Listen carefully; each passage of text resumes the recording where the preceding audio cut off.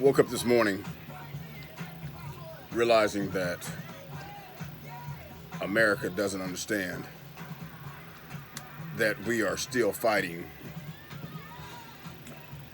a war that started before this country was ever formed.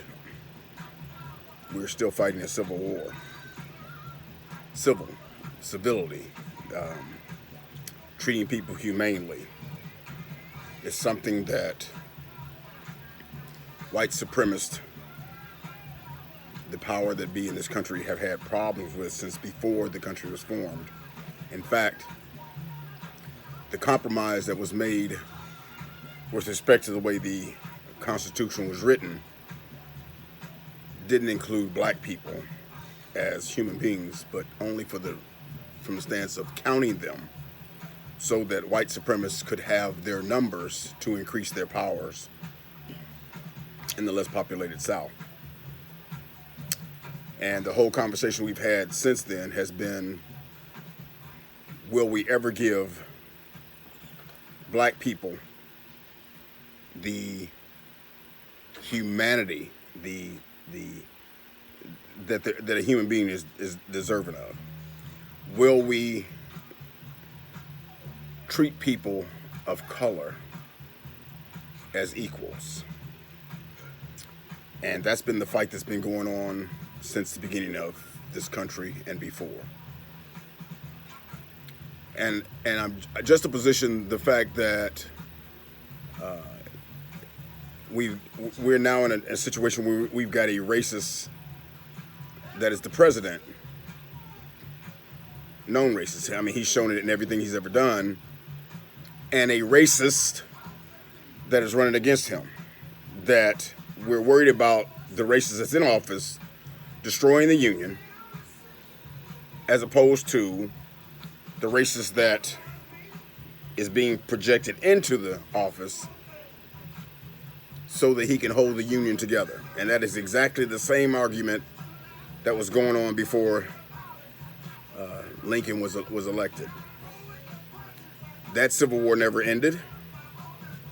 And when someone tells me that the victor gets to write the history, they are absolutely lying. Because in America, the South, the people in the South were allowed to control their destiny and then take over the education of our children so that Southern Confederate traitors were put out in front of America as if what they did was okay. In fact, they were heroified to the South. So much so that during the Red Summer of 1919 and several years after that, several Confederate soldiers, generals, presidents had statues elected and put around the country, including in the Capitol. These are traitors. These are people that we weren't allowed. You wouldn't be allowed to do that, but they were traitors. So the argument we've been having, and you have to look at, I put it on my Facebook the other day. Some of the things have been tried. Some of the things have been put in place in the hopes of reversing the effects of the racist policies and the way this country was designed in the first place. The 1866 Civil Rights Act, which had the most comprehensive, strongest language ever used in an act with respect to how those who had not been human were now going to be treated like humans.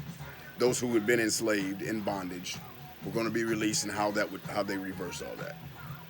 So, and understand what brought that about, because you need to look right before the Civil War, the actual Civil War started, the one we actually put in the books as a Civil War. Because if you want to talk about what's actually happened in this country, we've had several uprisings, and it's uprisings when you're trying to free somebody. It's never the same way when they're trying to keep you in bondage, when they're trying to make sure that you go back to work and kill yourself or make more money for rich white men. But in the Dred Scott decision in Scott versus Sanford, Judge Taney literally wrote that in an opinion, this is the Supreme Court justice, this is the head man, the Chief Justice, wrote in his opinion that there were no rights which a white man had which was bound to respect the rights of a black man. Nowhere. I actually used that opinion in my own case and said, are we still in 1857? Because if I go to court and my word doesn't have the same weight as a white man's, then what you're saying is I don't count. So when someone says Black Lives Matter out here, I'm laughing. I'm like, I don't even know what y'all talking about. We've never had black lives that mattered. And suddenly you think black lives are going to matter because we're going to take money from the police and do what? See, if Black Lives Matter, you wouldn't be going to work right now because black and brown lives are going to work. Black and brown lives have always been sacrificed, compromised to make white America feel comfortable with the way it was operating, but not what's happening in my neighborhood, not what's happening in my community. So, and I laugh because I'm looking at the fights that are happening right now, and I love my white brothers. I love it when they go out in the street and say, damn it, y'all gonna treat black people with some respect. I feel the spirit of John Brown in some of these people. But understand, a whole lot of black folks have fought the same way. We didn't get the same kind of respect. We get the same kind of conversation. And what I notice is what you need is people out there right now to fight that battle who are the Nat Turners. Not the compromising Negroes. Not the can't we find a way to get along Negroes. When you done put your foot in my behind, I don't have time, nowhere, shape or form, am I going to compromise with my safety, my security, my well-being. I'm not doing that with me or my family. And my problem with where we are right now is that's the conversation that's happening all over again. So as we look at what's happening with Donald Trump and the idiot they're trying to put in there behind him, we get no say in that again. We get no conversation about that compromise that's going to happen with my life again. Joe Biden has been as detrimental to my conversation, to my life, as Donald Trump has been. So your compromise, again, is at my expense. You made sure that Bernie Sanders, Democratic Party, made sure that Bernie Sanders didn't get there. And trust me, I had some issues with Bernie Sanders. But I damn sure know that he had a learning curve that was a hell of a lot flattened out compared to where Biden is. And then I have a problem with the fact that white supremacists have always understood how to play the game. Because when they realized that we were about to get off the plantation, what they did was go out there and get a certain Negro. In our case, it's a whole lot of Negroes. And put them out there. And the Negroes knew how to talk. The Negroes knew what to say to us to make us feel like they were part of the process, that they were going to... See, my issue comes down to, back in the day, somebody said, well, we had to go to church because that's the only place we could talk. Yes, and when we were in those churches, because we knew what we had to say to get to the church, and the church was still bound up in the language of what was at that time, be a good slave to your master. So we kept saying that. And they said, well, as long as they preaching that, they can go meet together because the preacher will keep telling them that. But what they didn't know in the basement, we was making the plans to get the hell off the plantation. And then it got lost. That initially, we were about getting off the plantation, and suddenly we lost that message altogether, and it was just be a good slave to your master. And then that became the conversation. And then it became, oh, by the way, the meek will inherit the earth later on. Not what's happening to you right now, as if what you're going through right now ain't total hell. And the Negropians they have put in place right now, those put brothers who've been right there where they are, we need to understand some of them are talking the game. Some of them have been played, it's a COINTELPRO process all over again. Some of them know exactly what to say, stand up in front of you and get everybody all hyped up. But at the end of the day, when I hear what you're saying, what you want to get done, it ain't about revolution. It ain't about upturning the power that keeps me right where I am. You ain't fighting the power. You become part of the process of keeping me where I am, which means you're part of the problem. You are that power, not my power. That's why I ain't show up at no marches. Because I ain't heard you talking about the things that affecting this community. I heard you say, we want to defund the police. Defund the police ain't got a damn thing with saving my life. Because that cop has one bullet in his gun, one knee he can put on my neck. Defunding him didn't stop it. Well, all we got to do is put more money in social programs. Really? Who gonna get that? Because you ain't specific on where that money's gonna go, if you ever do it. Did you defund the cops to the point of saying, we're not only gonna defund it, what we're gonna do is literally dismantle the cops so that we can undo your contracts, so that union that you have that's so strong is gone, and we can put it in place and make it look like what we need it to look like. I'm good with getting rid of the cops, and then we get the cops we want. I know we're going to need some kind of security because people are going to do stupid stuff. I got that. But the security needs to look like what we did in our community. We got rid of the cops so we can hire people who look like us, who think like us, who make sure that when they go in, they're not coming in hot. They're coming in looking like, how do I make sure that everybody walks away with their dignity intact? That their humanity is still intact.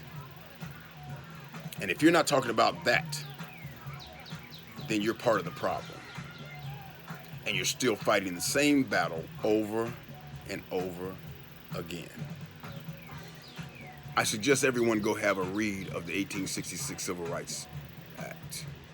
I suggest you go back and read up on Camden, New Jersey, and undoing the police department, what they did in Camden, how that was done. Because if you want to have a police department in place, you've got to understand that what you have right now is a police department, unions around the country who have literally put their middle finger up to everybody out there. They don't give a damn. They have the power. They have the state legislators and everybody backing their play from a legal standpoint. And what you have to do is say, we're going to dissolve our police department, and then we're going to redirect all these funds into things that can change the conversation, up to and including the way education is done. And I really think people need to understand why that's done. And I juxtaposition with the fact that right now, when you read a history book, read up on U.S. Grant, Ulysses S. Grant, read up on it, and understand if you can find out what he did during Reconstruction. And in fact, he messed that up. But he was in charge of Reconstruction. Why is Reconstruction never part of the main conversation in America? Because no one wants to reconstruct anything that's going to benefit people of color in America. They just don't. They know what the problem is. All y'all do. If you've been making me pay for a university that I can't go to, you know what? You owe me for that. And go, well, that was then. No. Because you've been getting in on the legacy program. If you know I never got a chance to partake of the VA benefits and the GI Bill when it was being done, if you know that you came to my neighborhood and put poisons in the backyard, and you know that you did experiments on my people, I'm not talking about the slavery piece. I'm not talking about stealing labor that you never paid for, that you benefited from. I'm not talking about all the companies that made money from that. I'm talking about the insurance companies that insured my black body. You had a value placed on my black body for the work I did, in case I died until you worked me to death, which is exactly what they're doing right now, by the way.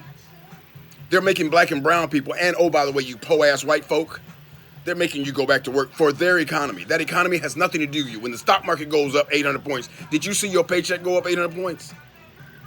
When the billionaires in this country got the kind of money they got just recently during this epidemic, did you make any more money? Your ass couldn't even get, you got a $1,200 check, and they gave $500 billion away that you ain't even gonna know where it went. They transferred wealth in this country. They were worried about you breaking a window at Target, that you burned down a building, and they rip it off money by the truckload. Truckloads of money being delivered to companies, CEOs, even the people in charge of these private hospitals that are overworked. They couldn't find you personal equipment to protect you, but they walked away with billions of dollars in bonus money. And that's all it was, bonus money that we paid for. And I, as a taxpayer who have very little, are going to pay for people who have a great deal. Not the other way around. I don't hear nothing about your looting. I don't hear nothing about your rioting. First of all, I don't never hear nothing about your rioting, because the worst riots I've had in America happened by rich white men who paid other dumbass white men to go out and create some shit that damn near killed all of my folk. Like next week, Donald Trump is going to be at Tulsa, Oklahoma, in the Greenwood area, giving a speech, and then turn around, had the audacity, caucasity, to say some stupid shit like, oh, it's a celebration. You sorry sack of shit. What you celebrating, you sorry son of a bitch? Don't ever get it twisted that I hate Donald Trump. And anybody that likes him, I hate you too. You can't hate, yes, I can hate you. Because you damn fools that keep going, well, there's some good people. No, they're not good people on both sides of these equations. To me, that's the most ridiculous conversation that can happen. There's no such thing as good when you're hanging me. Were there good people in the crowd at that picnic when they were hanging my black body on a tree and burning me? Cutting the belly open of a black woman who had a child inside of her, and then smashing the baby's head? Were there any good people in that crowd who stopped them?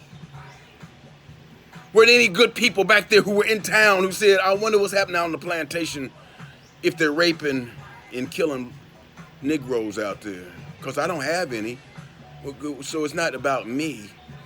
Just as in right now, with the woke movement, I'm just wondering how many people had to wake up to a 9-minute presentation of a death, as opposed to the continual death that I face in my community every damn day. That you give me the same politicians that you give me. And if you tell me I voted for them, you're a damn lie. Because I've been a politician and I know how you work. I've been in the room when I've seen what you do, how you manipulate. I also know how dirty you play. And don't get it twisted, the Democrats do the same thing as Republicans. They will switch votes also. The Republicans do it where you can see it. They'll literally suppress your vote. They don't give a shit. But the Democrats do the exact same thing. Don't get it twisted. Our problem is trusting the system that's been set up to maintain itself is what you need to be looking at. It ain't set up to change. That's for damn sure. When Nancy Pelosi takes a knee, she needs to have a knee up her ass. Every one of them needs to have a knee up their ass. The Black Congressional Caucus needs to have a knee up its ass. Because if they were going to change something, they were going to go out here and actually get something done. Stop talking to me about being pragmatic. Don't put Barack Obama up in front of me as being pragmatic. I'm not hearing you. When my community's suffering, your pragmatism is killing me. Your hesitancy, your political savvy, not speaking boldly. They were like, oh, Kaepernick took a knee. Oh my God, what a bold move. What? That's the boldest we got. The boldest we got was a brother taking a knee, and you wasn't even having that. He said, y'all need to stop killing black people. I'm gonna take a knee. Well, we ain't gonna hire that nigga. We not gonna give him no job. He's controversial. And 4 years later, oh, he was right. We killing black folks. Jesus Christ, that's where we are. Don't kill black folks is the best it gets. Not. Do you know how much money you haven't put in their community? Do you know how much need they have? Do you know how much infrastructure is needed? How much health care is missing? How much transportation ain't there? I'm here in Austin, Texas. I got a mayor talking about, y'all gonna have to fund me another $6 billion so I can put a transportation system in place that don't even help the people it needs to, which is the people of color. You know they need infrastructure and transportation to get to the job somewhere else because the jobs ain't in their neighborhood. You know it. So the fact that we're doing this again, still, today, in 2020, the same conversations that are happening, the same words, the same arguments, the same fights that happened in 1775 tells me we are fighting a war for the humanity of people of color, just to be treated like a human. And if any of you step out here and tell me anything different, it's gonna be on for real with me. Peace. Welcome to the blackening.